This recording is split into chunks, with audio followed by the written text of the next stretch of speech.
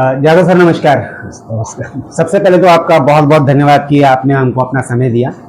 Sir मैं जानना चाहूँगा, समाज में एक प्रखर समाज सेवी की आपकी जो प्रचिति है, ये समाज सेवा करने का आपने यानी कब से आपके मन में आया कि आप लोगों के लिए आप आगे आना चाहिए और समाज में कार्य करना चाहिए? किस तरह से एक शुरुआत आपकी हुई, क्या कहेंगे? मनुष्य जीवन में इंसान अगर इंसान को ना पहचाने और इंसानियत के दृष्टिकोण से अगर अपन समाज में है तो समाज सेवा ये अपना दायित्व होना चाहिए।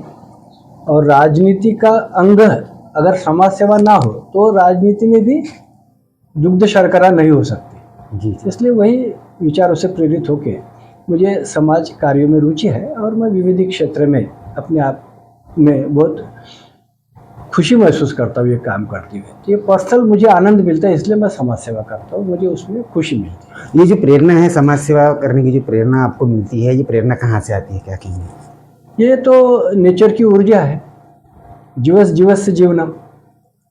अगर हम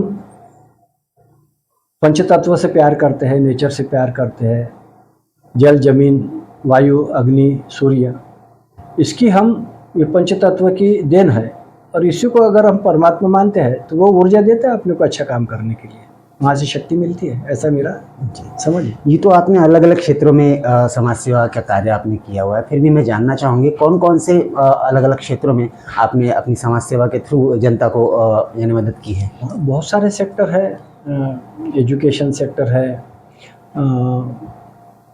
पर्यावरण का सेक्टर है, कोऑपरेटिव सेक्टर है, वैद्यकीय क्षेत्र है। जो भी मुझे मौका मिलता है समाज में सेवा करने का, बहुत सारे इंस्टीट्यूशन से जुड़ा हुआ हूँ मैं, जिसमें स्पिरिचुअलिटी है, पर्यावरण से जुड़ी हुई संस्थाएं है। नितिन जी गडकरी साहब के साथ में मैं खासदार सांस्कृतिक महोत्सव में जुड़ा हुआ हूँ, विदर्भ गौरव प्रतिष्ठान से जुड़ा हूँ, वनराई से जुड़ा हूँ। जो भी क्षेत्र में मुझे काम करने का मौका मिला मैं उसको छोड़ता नहीं, मैं काम करते रहता है। काम करना ही मेरा मकसद है। ना सिर्फ आप काम करते हैं, आपके द्वारा आपकी जो टीम है, दिलीप जाधव और मित्र परिवार मंडल जो है, इनके तरफ हाँ, ये बहुत अच्छा सवाल है आपका कि मेरे कुछ दोस्त लोग हैं, उन्होंने दिलीप जाधव मैत्री सेवा संस्था बनाए और उन्होंने एक वृद्धाश्रम बनाने का संकल्प किया है, जिसका काम अभी कंस्ट्रक्शन लेवल पे है। तो उन्होंने लोग वर्गनी से खुद का एक फंड तैयार करके बहुत बड़ा वृद्धाश्रम वो बना रहे हैं। नवंबर दिसंबर में शुरू हो जाएगा, कंस्ट्रक्शन अंडर कंस्ट्रक्शन है। और उन्होंने अपने खुद होके चंदा जमा करके, खुद के पैसे डाल के, ज़मीन डोनेट करवा के, मेरा उसमें कुछ भी नहीं है, मेरे नाम से उन्होंने संस्था खड़ी करके एक वृद्धाश्रम जिसमें 60 से 65 वृद्ध लोग रहेंगे और उनका जीवन वहाँ से अच्छा सुखी होगा। तो मैत्रीपूर्ण जीवन जीने की संकल्पना के साथ में उन्होंने अच्छा ये प्रोजेक्ट को शुरुआत किया है। आपके नाम से सेवा संस्था का नाम शुरू किया गया है और आपके नाम से इतना बड़ा काम हो रहा है, किस तरह की खुशी आपको महसूस होती है? अच्छा लगता है कि लोग अभी कलयुग में दोस्ती निभाने वाले लोग बहुत कम होते हैं। दोस्त परिवार नहीं रहता, दोस्त नहीं रहते, लेकिन मुझे बहुत प्राउड महसूस होता है कि मेरे दोस्तों ने मेरे नाम से संस्था बना के उस संस्था के द्वारा एक वृद्धाश्रम चालू करने का संकल्प लिया और वो पूरा होते हुए मैं देख रहा हूँ। तो मुझे खुशी होती है, अच्छे दोस्त है मेरे सब। आपका समाज सेवा का जो कार्य है वो कंटिन्यू शुरू है, और आगे किस किस तरह के कार्यों में आप रुचि दिखाएंगे और समाज के लिए किस किस तरह से वर्क करके उत्थान करेंगे? एक बड़ा मित्र परिवार मेरे साथ में है, साथ में मेरा परिवार भी मेरे साथ में है। मेरे जीवन में मैंने जो भी अच्छे कार्य किया उस कार्यों से जुड़कर बहुत भरोसा लोग करते हैं हमारे ऊपर में, इसलिए जो भी काम सामने आता है उसको पूरा करने का भी प्रयास करते हैं। एक संत खप्ती महाराज करके बागापुर में चांदूर रेलवे में एक ट्रस्ट है बहुत बड़ा, वहाँ पे 500 लोग रहेंगे, इतना बड़ा कार्य वहाँ पे हो रहा है। वहाँ लंगर चलती है, वहाँ मैं ट्रस्टी हूँ, वहाँ पे मार्गदर्शन करते रहता हूँ। तो बहुत अच्छे अच्छे कार्य करने के मौके आए और वो पूरे होते हुए देखता हूँ तो खुशी होती है, आनंद मिलता है। अलग अलग क्षेत्रों में आपने वर्क किया है। आज की जो राजकीय स्थिति की अगर करें तो अलग अलग पक्ष अलग अलग खींचातानी में लगे हुए हैं। इस जो राजकीय स्थिति, इसको किस तरह से देखते हैं आप? राजनीति तो बहुत ही, मुझे तो बड़ा कंफ्यूजन है पॉलिटिक्स में। अभी जैसे आरोप लगते हैं, आरोपों में ये जो स्तर नीचे चले गया है वो राजनीति को शोभा नहीं देता। ऐसे ऐसे व्यक्तिगत रूप से आरोप लगाया जाता है पॉलिटिक्स में, जिसकी गरिमा थी एक अपने भारतवर्ष की एक राजनीति की गरिमा है कि जो आप हाउस में या हाउस के बाहर जो भी वक्तव्य करते हो तो उसमें उसकी व्यक्तिगत गरिमा को ठेच ना पहुँचे, इसकी फिक्र करना चाहिए पॉलिटिशियन ने, जिनका स्तर इतना नीचे चले गया है कि। और दूसरी बात क्या है कि पार्टी धाराएं, विचारधाराएं, क्या अभी एक मंगलसूत्र पहना फिर दूसरे का पहन लेते, दूसरे का उतारते, तीसरे का पहन लेते। ये जो पॉलिटिक्स में चल रहा है ये विचारधाराओं की लड़ाई नहीं है, ये सत्ता स्थापित करने की लड़ाई है। इसमें अगर विचारधाराओं को ठेस पहुंचती है तो वो पॉलिटिक्स नहीं है, ऐसा मेरा मत है। पॉलिटिक्स में अपना एक गरिमा होना चाहिए, एक विश्वास होना चाहिए, एक सिद्धांत होना चाहिए, एक विचारधारा होना चाहिए, उसके अकॉर्डिंग हमने हमारी पॉलिसियाँ बनाना चाहिए। हमने जिंदगी भर अपोजिशन को गाली दी है और आज अपोजिशन को साथ में लेके अगर हम सत्ता में रहते हैं तो बड़ा दुख होता है। जो जिसने सतरंजियाँ बिछाई है, जिन्होंने काम किया है, जिन्होंने धूल मट्टी खाई है, जिन्होंने चंदा जमा किए, पार्टी को बनाए, पार्टी को बढ़ाए, विचारधारा तैयार किए, सत्ता में लाए, उनको कुछ परसेंटेज वाइज कॉम्प्रोमाइज़ सत्ता के लिए हो जाए तो वो राजनीति है, ऐसा मैं मानता हूँ। लेकिन राजनीति को पूरा ही दूसरे के बिस्तर पे लेके चले जाए तो ये मुझे पसंद नहीं है। ये मेरा व्यक्तिगत मत है, मैं पार्टी लाइन पे इस पे चर्चा नहीं करूँगा। लेकिन आपने मेरी व्यक्तिगत राय पूछे तो मुझे ये पसंद नहीं है। जी, व्यक्तिगत राय पार्टी के कार्यकर्ताओं को डेवलप करना चाहिए। जब हमारे पास में कोई नहीं था, कोई आता नहीं था, तब भी हमने पार्टी को मजबूत करके सत्ता में लाए और हमारे में इतनी ताकत है कि हम पार्टी के विचारधाराओं को लेकर पार्टी की सत्ता को बरकरार रख सकते हैं। लेकिन वेट एंड वॉच, थोड़ा सा इंतजार करना पड़ता है। सत्ता का कम्युनिकेशन कंटिन्यू बना रहे ये जरूरी नहीं है लोकतंत्र में। लोकतंत्र में तो लोगों की इज्जत भी करते आना चाहिए। लोकतंत्र का मतलब है कि अपनी विचारधाराओं को राष्ट्र के निर्माण के लिए वचनबद्ध होते हुए सामान्य जनता तक विकास की गंगा को पहुंचाए। आज किसान परेशान है, युवा परेशान है। जो जिस तरीके से निजीकरण हो रहा है वो भी थोड़ा डेंजर है, क्योंकि हमारे संविधान में ही हमने जिक्र किया है कि सोशलिस्ट भारत, बंधुत्ववादी भारत, समतावादी भारत, ये जब हम बोलते हैं तो आर्थिक सक्षम कुछ थोड़े लोगों के लिए भारत बन जाए तो निश्चित है कि एक आर्थिक गुलामगिरी का डर अपने भीतर तैयार होता है। आज समाज में बंधुत्व की बात कोई नहीं करता, जातिवाद है, भाषावाद है, ये वाद बढ़ रहे हैं। इसके ऊपर क्या कहना है आपका? ये नेशन बिल्ड के लिए बहुत हानिकारक है, बहुत घातक है। हमारे देश में आज़ादी के बाद में जिस तरीके से हमने छोटे छोटे राज्यों को हमारा बनाया, केंद्र शासित बनाए, अच्छे राज्य बनाए, हमारे में शामिल कर लिए और अच्छा विस्तार भी किए, अच्छे अच्छे प्रोजेक्ट भी नेशन बिल्ड के हिसाब से लाए गए। ये जातिवाद, प्रांतवाद, हिंदी मराठी का वाद, ये जितने भी सामने विषय आते हैं ये देश की एकता और गरिमा को, अखंडता को हानि पहुंचाता है, ऐसा मेरा व्यक्तिगत मत है। ये ठीक नहीं है। आने वाले समय में स्थानीय स्वराज संस्था के चुनाव आने वाले हैं, क्या लगता है आपको महाराष्ट्र में स्थिति किस तरह की रहेगी? क्या बदलाव देखने मिलेगा? अभी तो कुछ इसके बारे में बराबर प्रिडिक्ट नहीं कर सकते, लेकिन एक बात है कि उम्मीदवारों के चयन के ऊपर में ये स्थानिक स्वराज्य संस्था का चुनाव है।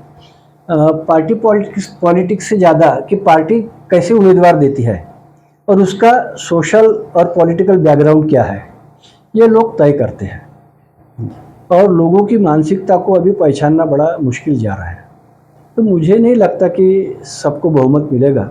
बहुत बड़ी खिचड़ी इस समय में सत्ता में आएंगी। और हो सके तो इसकी कीमत चुकाना पड़ेगा। नए चेहरों को ज़्यादा प्रायोरिटी रहेगी, उसका सोशल पॉलिटिकल बैकग्राउंड देखा जाएगा। क्रिमिनल लोगों का अभी ज़्यादा इन्वॉल्वमेंट पॉलिटिक्स में है।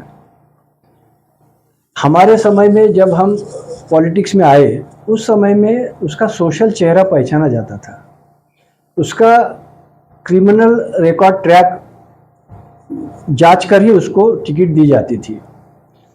अच्छे कार्यकर्ताओं को टिकट मांगने के लिए पार्टी ऑफिस में जाना नहीं पड़ता था, तो पार्टी उसके घर में जाती थी और उसको तैयार करती थी, तुम चुनाव लड़ो। वो स्थिति वापस आना चाहिए, ऐसा मुझे लगता है। जी। एक और मुद्दा था, बहुत समय से चल रहा था, उसके ऊपर पंतप्रधान मोदी जी ने घोषणा की है कि जाति में है जनगणना, जो एक बहुत बड़ा मुद्दा था, बहुत सालों से चल रहा था, अलग अलग पक्ष लेके उसको ये कर रहे थे, पार्टी भी लगी हुई थी। ये बहुत बड़ा इशू है। हमारे राष्ट्र की धाराएं ये तय करती है कि हमारे देश में पौधे कितने हैं, नदियाँ कितनी है, एनिमल्स कितने हैं। वाई शुड नॉट, क्यों नहीं इंसान को गिनना चाहिए। मैं तो बोलता हूँ कि जनगणना में इस तरीके की जनगणना हो कि स्त्री कितने, पुरुष कितने, युवा कितने, वृद्ध कितने, बच्चे कितने, लड़के कितनी, लड़कियां कितनी, और उनकी सामाजिक स्थितियां क्या है, आर्थिक स्थितियां क्या है। ये इसका एक बड़ा चिंतन, इसके ऊपर में बड़ा आयोग बैठना चाहिए। और उसके ये जनगणना तो बहुत अच्छा मुद्दा है, ये होना ही था। और मुझे अच्छा लगा कि ये हमारी सरकार में आदरणीय पंतप्रधान मोदी जी के नेतृत्व में हुआ है, इसका मैं स्वागत करता हूँ। लेकिन इस तरीके से अगर ये जनगणना हो जाए तो हमारे देश में उनकी स्थितियाँ क्या है, उनकी आर्थिक सामाजिक स्थिति क्या है, इसके बारे में बड़ा अध्ययन होगा। और जो जाति में जात पिछड़ी जातियाँ है, वो कौन से स्टेटस में आज है, उनको क्या चाहिए, वो सोचने के लिए मौका मिलेगा। और नए तरीके से उनके वेलफेयर की, उनके एजुकेशन की, उनके सामाजिक स्तर को बढ़ाने के लिए एक अच्छा मौका मिलेगा जातीय जनगणना के नाम पर। तो ये अच्छा इशू है और ये होना ही था, और ये जितनी जल्दी होगा उतना अच्छा होगा। चैनल के माध्यम से आपको जो युवागण, जो ऐसे लोग जो समाज सेवा में रुचि रखते हैं, आगे आना चाहते हैं, धारा प्रवाह में आना चाहते हैं, आपके साथ जुड़ के समाज सेवा के कार्य को आगे बढ़ाना चाहते हैं, ऐसे जो लोग हैं, इनको क्या एक मैसेज आप देना चाहेंगे? युवाओं को तो आत्मनिर्भर होने की जरूरत है।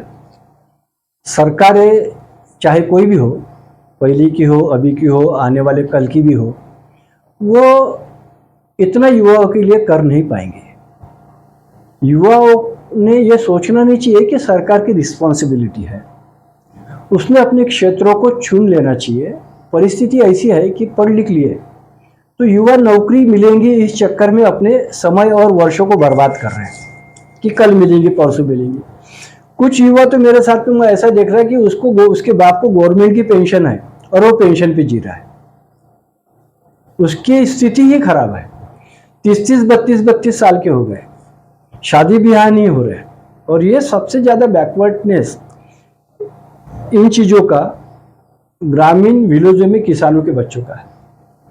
वहाँ पे कोई लड़कियां देने के लिए तैयार नहीं, क्योंकि सबसे बुरी हालत किसानों की है। वो जितना जर्जर हो चुका है ना, तो ये हमारे एग्रीकल्चर पॉलिसी को लेके एग्रीकल्चरिस्ट के बच्चों के लिए, युवा बच्चों के लिए, और शहरों में जो पेंशन के ऊपर में या अपने बाप दादा के भरोसे जी रहे हैं, ऐसे युवाओं में बहुत बड़ी निराशा देखने को मिल रही है। इस निराशाओं को हम सरकार के द्वारा अच्छे मैसेज देके परिवर्तित कर सकते हैं, लेकिन एज अ सोशल वर्कर हम कितने लोगों का कल्याण करेंगे? बहुत कम लोगों का। मैसेज दे देंगे अच्छा कि भाई तुम आत्मनिर्भर ऐसे हो सकते हैं, ये करो, वो करो, ये बिजनेस करो, वो करो, लेकिन करेंगे क्या? और युवाओं की अपने देश में परसेंटेज ज्यादा है, और सब नौकरी के लिए, एक नौकरी के लिए 5 जगह के लिए अगर एप्लीकेशन लगा दो तो लाखों और जाते। तो यहाँ पर तो ये स्थिति मालूम हो जाती नहीं कि युवा कितना बेरोजगार है। तो इसके लिए कोई योजना बनाने के लिए काम नहीं चलेगा कि भाई एक ग्रेजुएट हो गया तो इसको 5,000 रुपये साल के दे दो, महीने के दे दो, मेरी बहना है उसको 1,500 दे दो। ये जीवन जीने की कला नहीं है, ये गुलामगिरी की कला है। ये आत्मनिर्भरता को मजबूत नहीं करता। आत्मनिर्भरता के द्वारा अगर मजबूती देना है इस नेशन को, तो आपको उन लोगों के लिए ऐसे कुछ पैकेज बनाना पड़ेगा जो सम्मान से इस राष्ट्र में काम करे। एग्रीकल्चर में बहुत स्कोप है सर्विस जॉब का।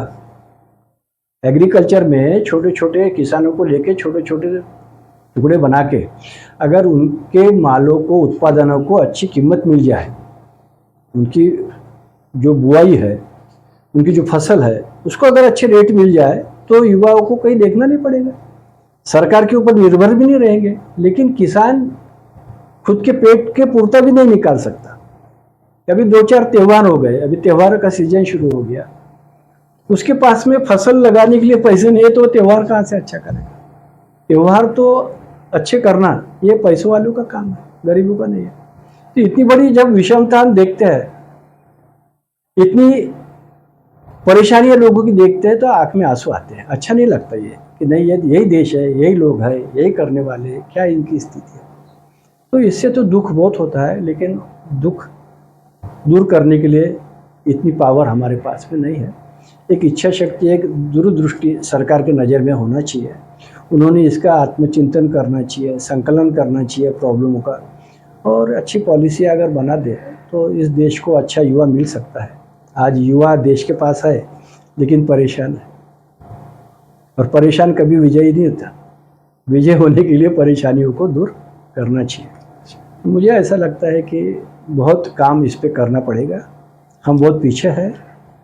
कोई भी आता हमको आग दिखाता क्या, तो ये सब आंखें जो ऊंची करके हमारे देश की तरफ देखते हैं अदर देश वाले, उनको हमारी युवा शक्ति रोक सकती है।